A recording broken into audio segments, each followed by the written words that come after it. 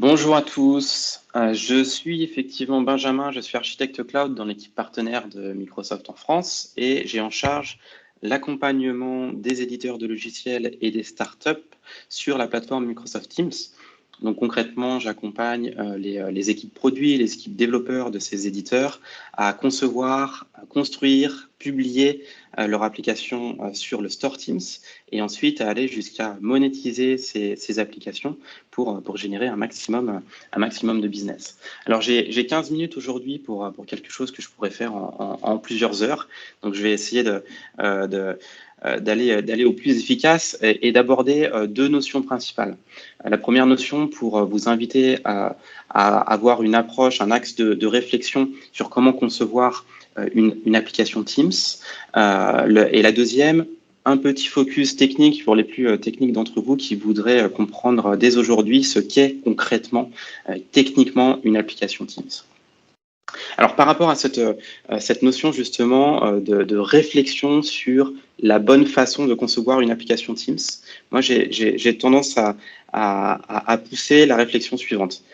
Une application Teams, c'est un ensemble de cas d'usage que vous allez vouloir développer et concevoir et proposer à vos utilisateurs. Donc un ensemble de cas d'usage qui sont évidemment pertinents dans un contexte Teams, on va en reparler tout de suite, ces cas d'usage qui vont devoir être développés en utilisant des points d'extensibilité de la plateforme Teams, ce qu'on appelle en anglais des capabilities.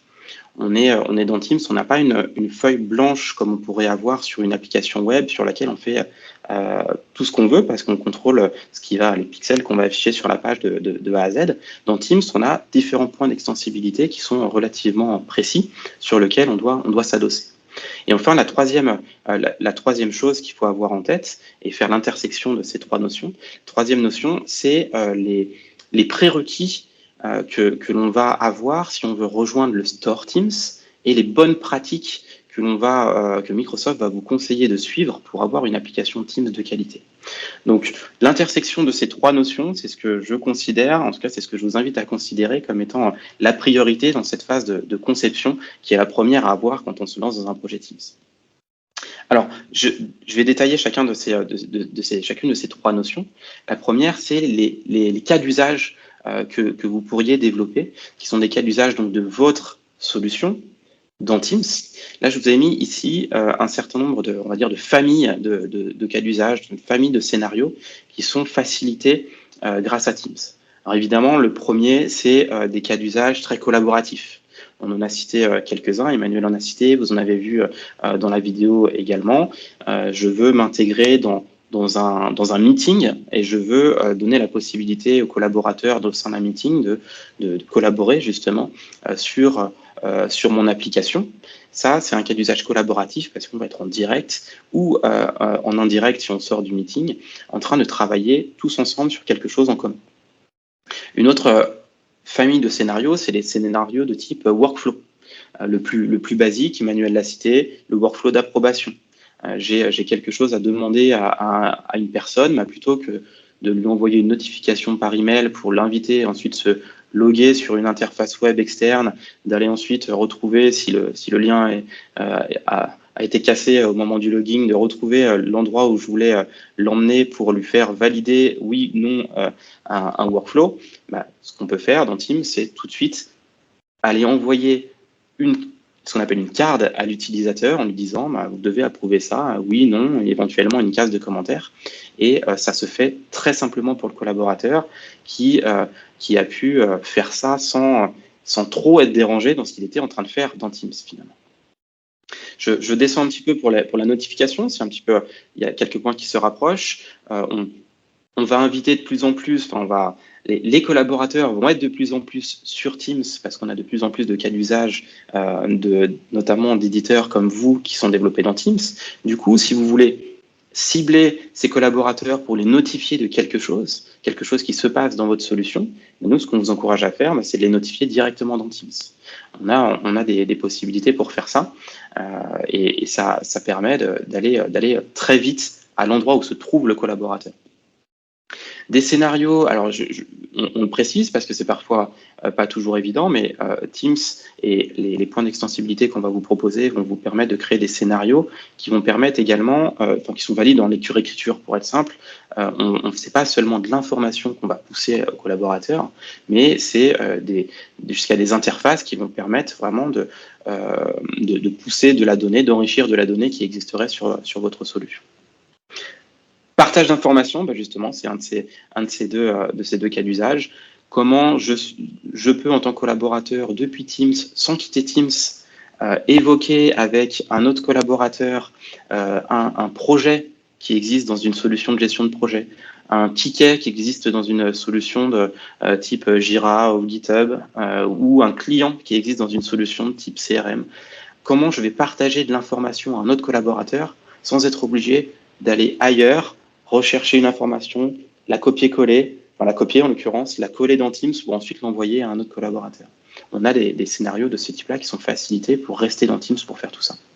Et évidemment, pousser de l'information de type information, c'est quelque chose que l'on va voir également comme grand scénario dans Teams. Donc ça, ce sont des familles de scénarios. Ce que je vous invite à faire, c'est vous de réfléchir au cas d'usage de votre solution qui rentre dans certaines de ces familles pour ensuite réfléchir sur la façon dont techniquement ces cas d'usage pourraient être développés.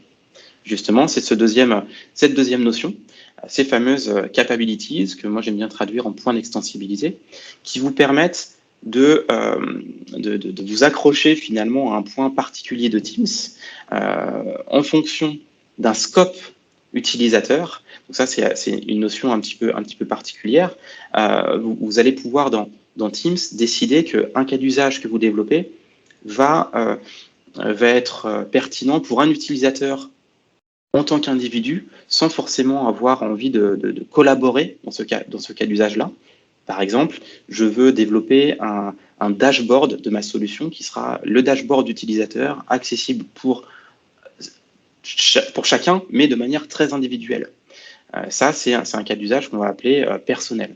On a des vues qui permettent d'aller développer ces cas d'usage-là. L'autre extrême, c'est des cas d'usage qui vont être totalement collaboratifs, où vous allez développer des cas d'usage et donc utiliser des interfaces qui vont se retrouver dans les équipes et les channels, les canaux dans Teams. Là, vous voulez développer quelque chose qui soit visible de manière commune par différents utilisateurs rassemblés dans un channel. Ça, c'est des cas d'usage beaucoup plus collaboratifs, des cas d'usage de groupe, une façon de le voir. Et entre les deux, il y a différentes choses. Il y a le fait qu'on peut pouvoir pousser des cas d'usage aussi dans une discussion one-one avec quelqu'un, ça c'est possible. Je suis dans une discussion avec mon manager, peut-être que je voudrais utiliser une application d'un éditeur tiers pour gérer mon entretien professionnel de fin d'année. En tout cas, si ce n'est le gérer, pour le faciliter. Ça va s'intégrer dans Teams, dans une notion de chat en one-one. L'intégration dans les meetings, j'en ai parlé, l'intégration dans les chats de groupe. Donc, il y a un certain nombre de scopes que vous allez pouvoir adresser en allant chercher le bon point d'extensibilité. Donc, les points d'extensibilité, il y a 6 grosses familles, si on essaye de résumer. Ça part de l'onglet, alors du tab en bon français, de l'onglet statique, qui va être utilisé pour des vues très personnelles. Vous avez également la possibilité de développer des onglets qui vont être configurables. Donc là, on va être plus sur des vues qui vont être intégrées dans des équipes, dans des channels. On va, par exemple, en tant qu'administrateur du channel, vouloir épingler une vue sur une solution particulière, mais pertinente dans le cadre de cette équipe, dans le cadre de ce canal. Le but étant pas d'afficher toute la solution et tous les objets, tous les cas d'usage de cette solution, mais un cas d'usage spécifique qui a été configuré pour être pertinent à l'endroit où on a choisi de l'épingler. L'Activity Feed, c'est un autre point d'extensibilité pour aller implémenter des notifications, très concrètement. Je le passe rapidement. Les bots, donc là, si on veut s'intégrer, non pas de manière, on va dire, graphique, mais qu'on veut plus on veut pas être dans un onglet, mais on veut être plus dans une interaction conversationnelle avec le système, avec votre solution.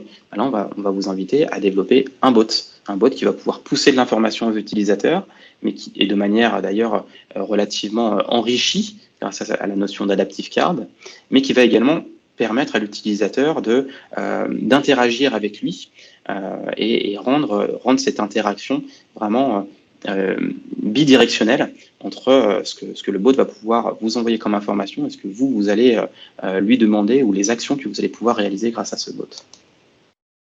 Les meeting extensions, j'en ai un petit peu parlé, c'est comment je m'intègre au sein de l'objet meeting. Là, en ce moment, je suis en train d'utiliser une meeting extension qui s'appelle PowerPoint Live, qui me permet d'afficher, vous voyez les slides, moi je vois la vue présentateur, je vois mon petit pointeur laser ici que j'utilise. Ça, c'est ce que vous pouvez être intégré comme ça au sein d'un meeting Teams, c'est une meeting extension. Et dernier point, c'est les messages extensions qui vont vous permettre là, de partager de l'information à des collaborateurs ou alors à déclencher des workflows par rapport à des messages qui existent. Donc, c'est des interactions dans les chats de Teams qui vont vous permettre de facilement créer de l'interaction entre votre solution et les espaces de conversation de Teams. Ça, c'était la deuxième notion. Première notion, les use cases qui sont pertinents pour vous dans le cadre de votre solution.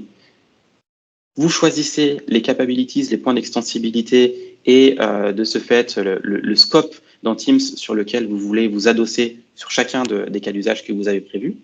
Et ensuite, la troisième notion à aligner finalement, c'est de s'assurer que vous développez ça et que vous concevez d'abord cette intégration en respectant un certain nombre de prérequis et de bonnes pratiques. Je dissocie les deux puisque ce que j'appelle prérequis, c'est les choses qui sont obligatoires si vous voulez rejoindre le store Teams. Petite parenthèse, ce n'est pas une obligation de rejoindre le store Teams. On peut développer une application qui va être déployée sur une organisation particulière. En tant qu'éditeur de logiciels, le startup, c'est pas ce qu'on vous conseille, c'est plutôt d'aller intégrer le store Teams pour faciliter le déploiement de votre application au sein de vos multiples clients. Donc, quand on veut être sur le store Teams, il y a une phase de validation de la part de Microsoft. Donc, c'est pour ça que je parle de prérequis. Il y a une liste de prérequis qui est disponible publiquement. On aura l'occasion d'aller un petit peu plus loin dans le cadre du challenge pour voir quel type de prérequis il peut s'agir. Mais par exemple, je peux citer le fait, à gauche ici, on a le provide value. Le but, évidemment, c'est que des intégrations fournissent un minimum de valeur à l'utilisateur et que cette valeur soit intégrée dans Teams. Dit autrement, ce qu'on interdit, c'est des applications qui vont très rapidement dans le use case proposé, sortir l'utilisateur de Teams et l'emmener dans une application sur un navigateur, par exemple. Ça, c'est quelque chose qu'on veut éviter. On veut que la valeur de l'application puisse se réaliser de bout en bout dans Teams. Il peut y avoir des exceptions à ça, par exemple le bouton plus d'informations qui emmène ailleurs dans Teams, ça marche.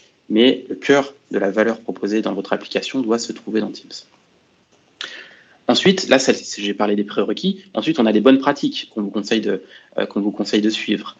Dans ces bonnes pratiques, par exemple, c'est le fait qu'on vous encourage à faire des choix technologiques qui vont inspirer la confiance des entreprises de nos clients respectifs. Et là, je pourrais citer, par exemple, le fait d'utiliser l'authentification de Teams pour authentifier vos clients, plutôt que de rajouter une couche d'authentification maison. Si vous proposez à vos clients l'utilisation qu'on appelle du single sign-on de Teams, vous allez pouvoir faciliter des discussions avec les équipes IT de vos clients, puisque le single sign-on de Teams, c'est ni plus ni moins que l'utilisation de l'annuaire Azure Active Directory, pour rentrer dans les détails techniques, qui est déjà en place dans ces entreprises. C'est un prérequis pour utiliser Teams, donc ils ont déjà cet annuaire d'utilisateurs. Si vous vous appuyez dessus plutôt que d'avoir votre propre annuaire d'utilisateurs, vous permettez, de faciliter la vie des utilisateurs, c'est plus simple pour eux, et deux, de vous faciliter la vie dans les discussions avec les équipes IT et sécurité de vos clients. Je m'arrête là parce que le temps passe. Donc juste pour résumer, cette réflexion que je vous encourage à avoir, c'est de faire un mapping entre les cas d'usage que vous souhaitez développer dans Teams, les points d'extensibilité qui sont disponibles et les bonnes pratiques et prérequis de la plateforme. Avant de passer la main à Alexis, j'aimerais juste prendre 2-3 minutes pour vous expliquer techniquement et concrètement ce qu'est une application Teams. Là, vous avez ce beau dessin qui montre une application Teams avec différents types de points d'extensibilité, soit des onglets, soit des bots, des messages extensions, je les ai évoqués tout à l'heure. Soit, je ne l'ai pas encore évoqué, mais la possibilité d'interagir avec Teams par API. C'est-à-dire votre solution n'est pas intégrée dans Teams, mais vous voulez quand même créer automatiquement un channel, par exemple, ou vous voulez récupérer la liste des messages échangés avec une personne en particulier.